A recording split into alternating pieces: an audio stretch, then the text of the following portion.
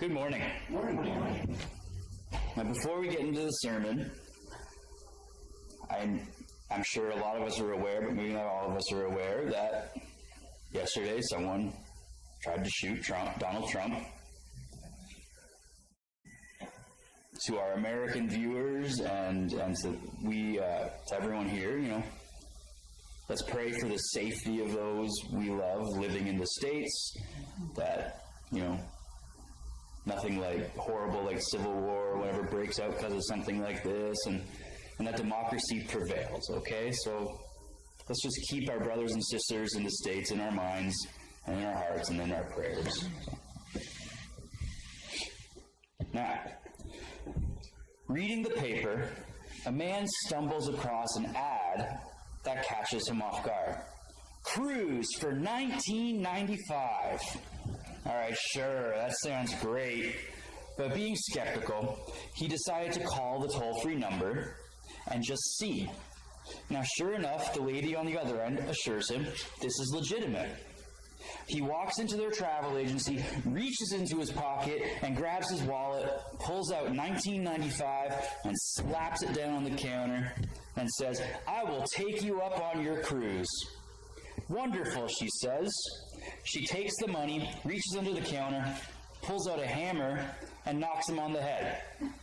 When he wakes up, he finds himself tied to a log, which is attached to a sail, and he's floating down the river. At first, he's really mad at himself. How could I be so stupid? But after a few minutes, he calms down and finds that he's actually kind of enjoying himself.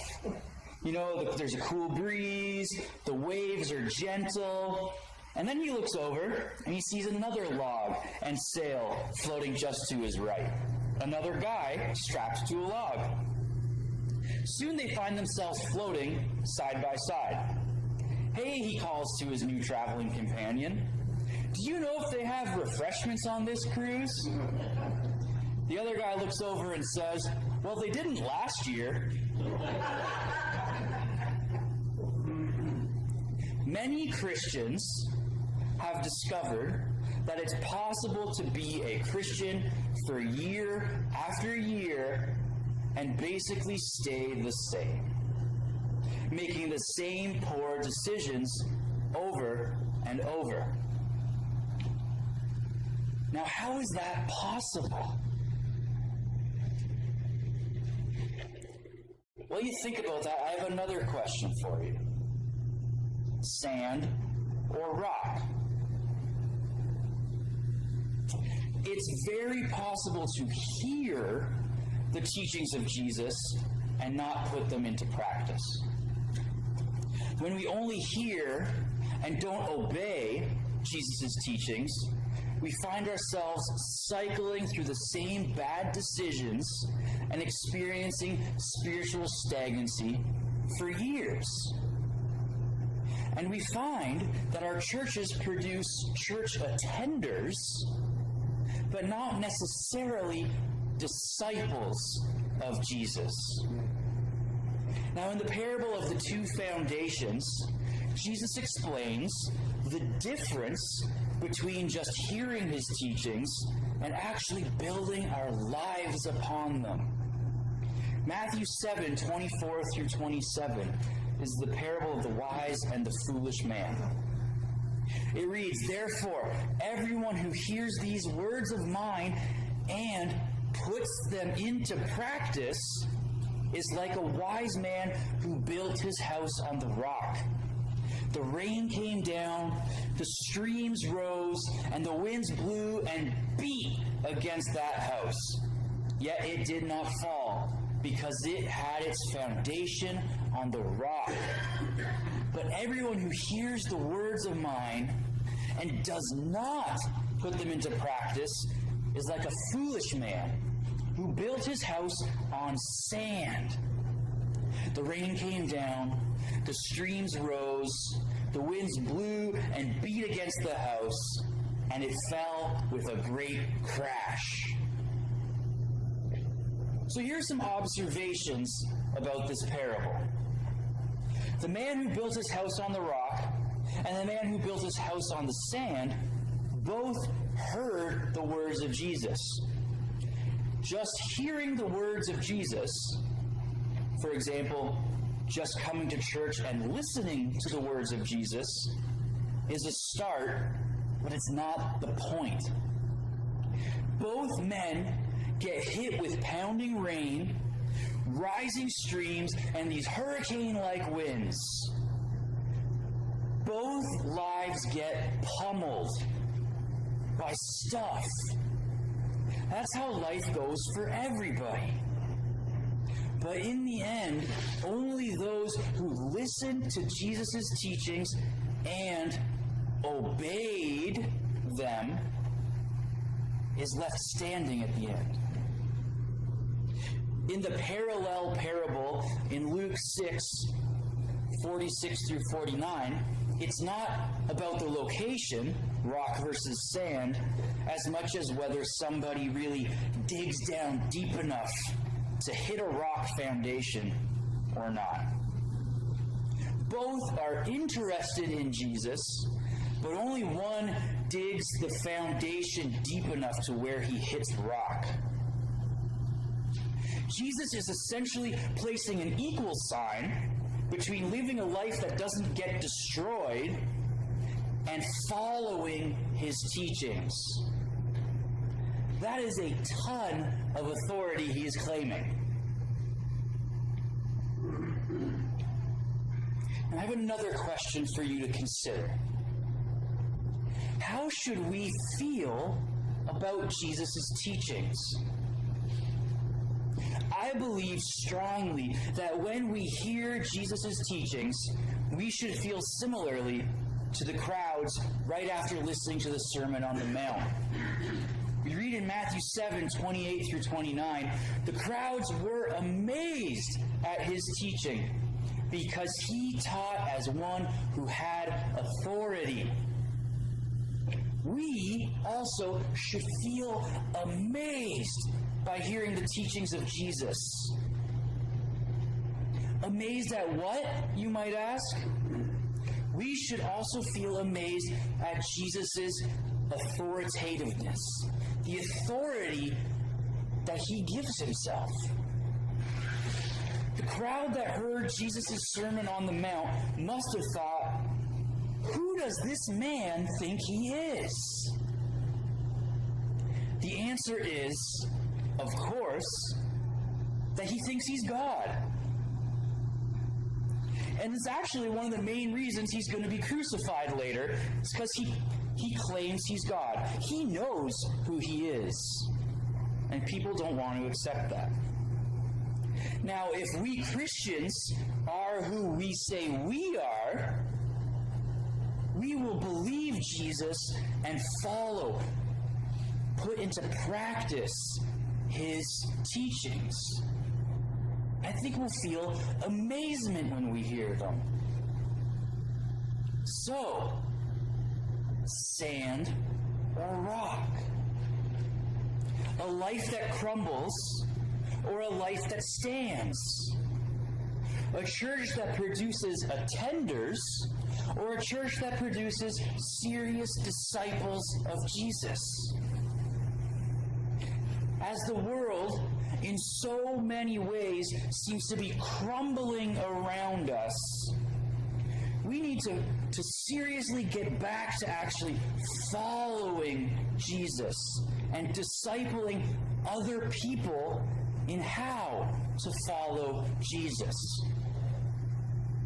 I have 3 questions for us to work through to help us figure out how to really make Jesus' life and teachings the foundation for how we live and how we disciple other people.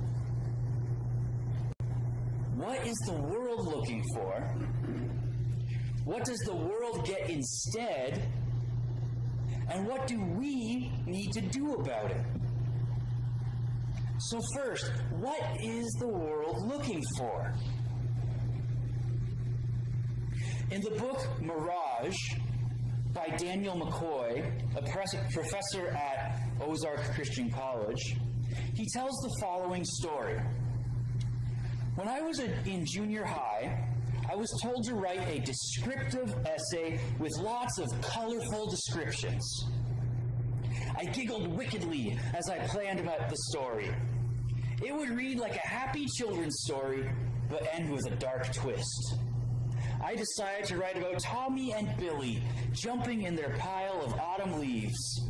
Yay! Hooray! Lucky, not wanting to be left out of the reverie, Lucky's a dog, bounded through the doggy door and into the fun, not noticing the snake that had slithered into the pile. Bark! Lucky yelped. Dad ran out, bent down to the dog, and said, "I'm sorry, boys, the dog is dead." The end. What is the world looking for? Answer: the world is looking for something in life that doesn't end like that pathetic story. Just one thing. Anything. And yet, we get scammed by life at every turn. You buy a lot of stuff that you think will make you truly happy, but stuff rots. You do a lot of fun things that you think will make you truly happy, yet lasting happiness is always just around the next corner. You spend your time and money chasing health and beauty, but in the end, as a wise person said, rather depressingly, you just end up as expensive worm food. You trust in political leaders, yet politicians disappoint us every day. You love people, and yet tragically people die. Can you construct one of the great civilizations of the earth? Yet they all crumble. Everything ends with the dog dead. What is the world truly looking for? It's looking for something, anything, even one thing it can truly trust. What does the world get instead? John Stott, a Bible scholar some of you may have heard of, who passed away, wrote a commentary called Sermon on the Mount, in which he talked about what the world is looking for and what the world gets instead. He wrote of the hunger of our culture for something real, true peace, hope, and love. They truly crave these things. And our answer to the world, as Christians, is simple. We say, go to church. Check out the church. You'll find what you're looking for there. And yet, when they do go to church, what actually happens? What do they get instead? Now here's what John Stott says in his book. The first place they should be able to turn is the one place which they normally ignore, namely the church. And far too often what they see in church is not a new society which embodies their ideals, peace, love, and hope, but another version of the old society which they have renounced. Not life, but death. Stott is saying that people turn to the church to find what they're longing for, but it too often turns out to be more of the same disappointment. Stott continues, no comment could be more hurtful to the Christians than the words, "But you are no different than anybody else." So what does the world get instead from us? What the world often gets instead is illustrated by the way some people play the piano. Reading music starts with things like, "Every good boy does fine." It's an acronym that helps them memorize lines on the treble clef. The end result of learning the notes, "Let's see, every good boy, oh, that's a B," is that eventually you shouldn't have to count up the scale. You just know it. Eventually, knowing the notes should come naturally to them. You should eventually be able to read music without even having to think about it. However, there are some people who skipped that stage of learning things. Learning how to read sheet music, for example. And they went on to play the piano by ear.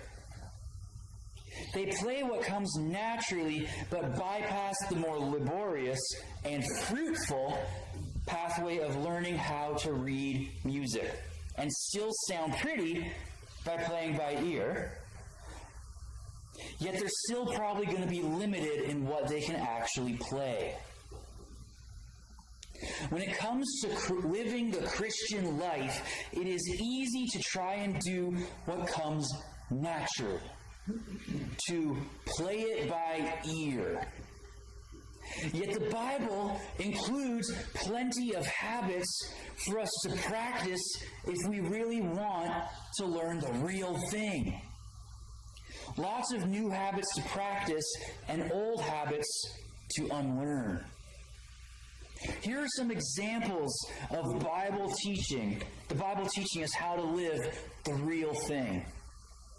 Romans 12:17. Learn forgiveness. Do not repay anyone evil for evil. Colossians 3:17. Learn thankfulness, giving thanks to God the Father. Ephesians 4:25. Learn honestly. Therefore, each of you must put off falsehood and speak truthfully to your neighbor, for we are all members of one body. Learn honesty. These things aren't easy. It takes time to practice these things.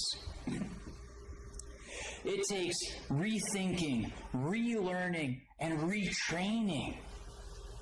Breaking old habits and starting good habits. That's the kind of church which would tell the world that we have what they're looking for. A church that forgives each other. A church that blesses those who persecute us. A church that speaks truth in love even when it makes us unpopular. A church that is kind to everyone without exception. These sorts of things wouldn't necessarily make the culture like us, but if we really trained these areas, we would become that place of healing and restoration. A home for the prodigals, a hospital for the hurting, a place where truth is lived out.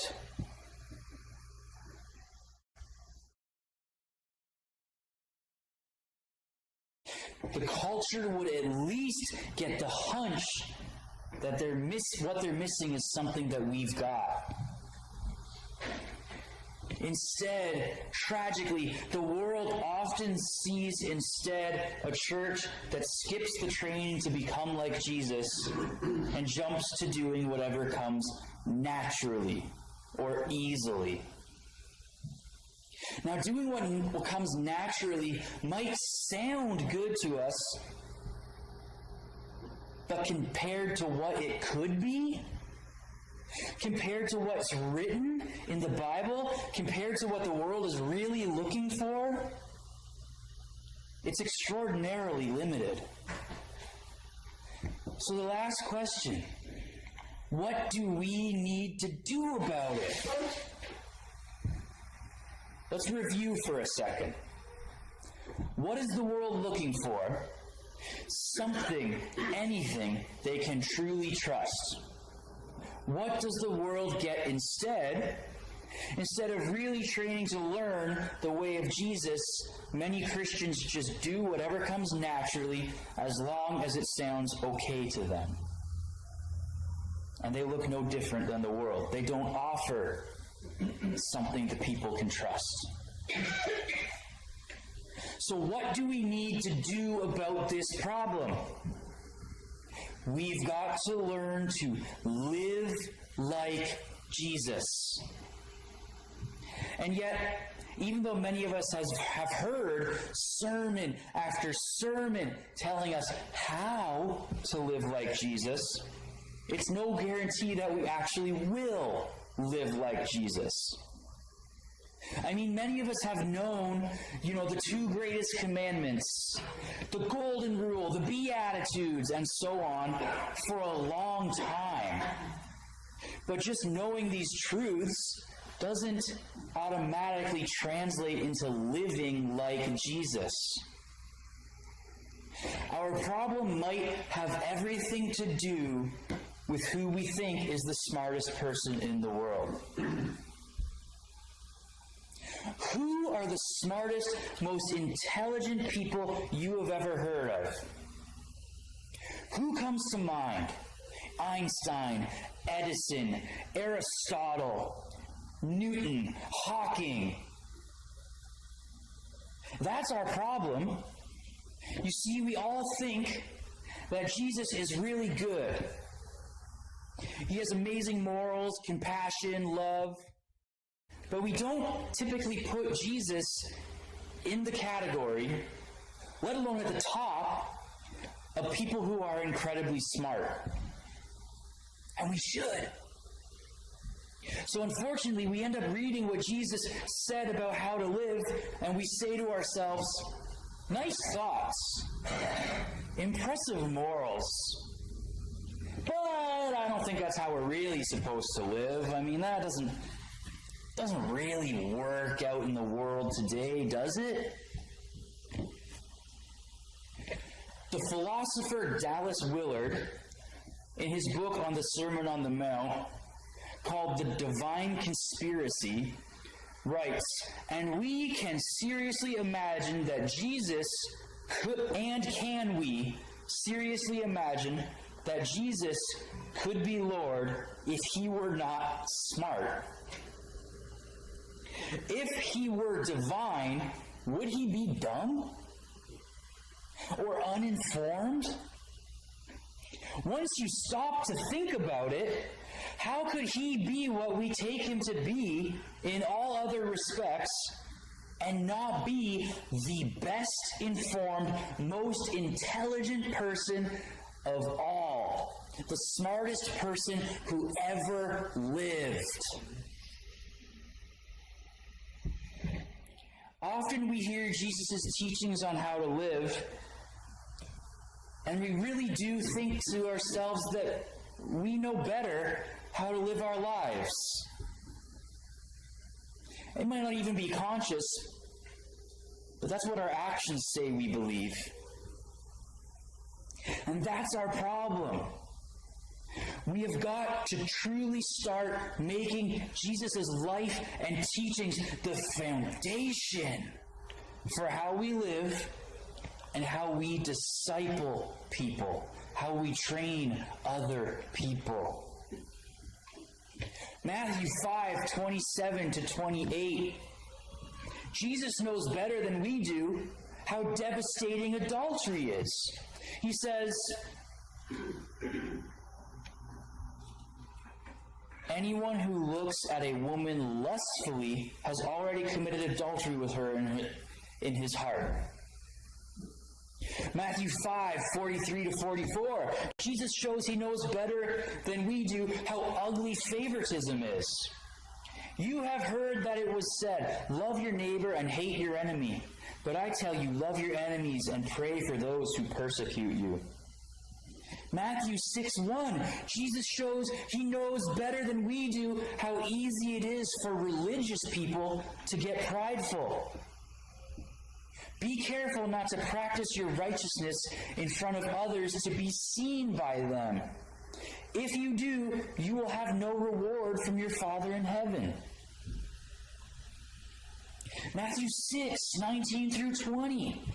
Jesus knows better than we do how just getting more and more stuff leaves you empty. Do not store up for yourselves treasures on earth, where moth and vermin destroy, and where thieves break in and steal. But store up for yourselves treasures in heaven.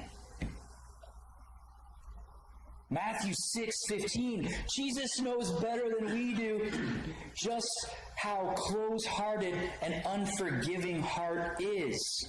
So even the love of God is kept out. If you do not forgive others their sins, your Father will not forgive your sins. Matthew 6:27. Jesus knows better than we do how ridiculous worry is. Can any one of you, by worrying, add a single hour to your life? The list goes on. Matthew 7:1-2. Jesus knows better than we do just how destructive it is to be judgmental. Do not judge, or you too will be judged. For in the same way you judge others, you will be judged. Jesus knows. He knows better than we do. That's just a sampling of the treasures offered to you. You who desire to learn how to truly live. You have treasures in the teachings of Jesus. So now what? Jesus never said, make converts. In Matthew 28:18-20, what he says is, make disciples. He said to teach those disciples everything he said, to obey everything he said. A disciple, and we've talked about this in the past, really means a student. The word in modern English that would best capture what a disciple was in Jesus' time is apprentice. Jesus gives us an invitation to train under him for our entire lives, to learn how to live properly from him, to become Jesus' apprentice, Jesus' student, his lifelong learner in how to live. And as part of that, we are to make disciples as well. We are to be disciples who make disciples of Jesus, using his life and teachings as our curriculum. We should be discipling our brothers and sisters in the church to grow as they study and learn from Jesus. And we should be discipling those outside of the church into a relationship with Jesus. Everyone should be a disciple who makes disciples. This is the mission of every Christ follower. And it is the mission of the church. So for the next few weeks, we're going to talk about disciple making, about being disciples of Jesus who make disciples of Jesus, who disciple our brothers and sisters into better, closer relationships, and who disciple unbelievers into relationship, into a discipleship relationship. We all trust Jesus with our afterlives. I have no doubt about that. But it's time for us to trust him with this life, with this portion, before we get to the afterlife. Jesus knows how best to live our lives. We need to believe that. That is what the world desperately needs. They need the discipleship of Jesus. training in how to live like Jesus lived.